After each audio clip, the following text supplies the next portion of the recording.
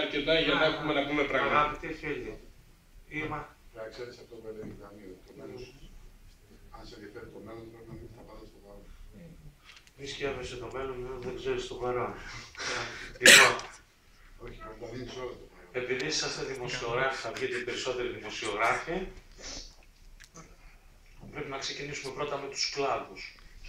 Πώς θεωρείται κάποιος καλός στον τομέα του? Είτε είναι πολιτικός, είτε είναι διαιτητής, είτε είναι παράγοντας, είτε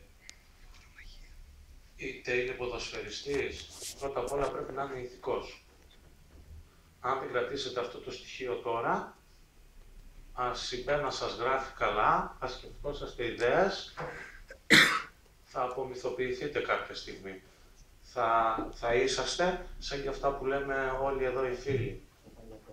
Για μένα πρώτο στοιχείο πρέπει να είναι η ηθική υπόσταση της προσωπικότητάς σας πάνω σε αυτά. Και συνεχίζουμε. Και λέμε τώρα στο κυρίως θέμα. Γιατί θέλαμε να γίνει επαγγελματικός ο αθλητισμός? Γιατί εδώ φωνάζουμε για ένα και μοναδικό λόγο. Για περισσότερα έσοδα, όπως είπαν εδώ οι φίλοι, αλλά και για τα δικαιώματα που ζητάγαν οι ποδοσφαιριστές, οι αθλητές, οι προπονητές στην επαγγελματική τους αποκατάσταση, ώστε να μπορούν να κολλάνε ένσημα. Είναι η δουλειά τους. Να γίνει επαγγελματικό αυτό που αγαπάγαν, να είναι το επάγγελμά τους και να ασχολούνται με αυτό. Προσέξτε τώρα τι έχει γίνει στην Ελλάδα. Στην Ελλάδα στο ποδόσφαιρο και στο μπάσκετ. Φτιάξαμε επαγγελματικό ποδόσφαιρο και επαγγελματικό μπάσκετ, που είναι επαγγελματίες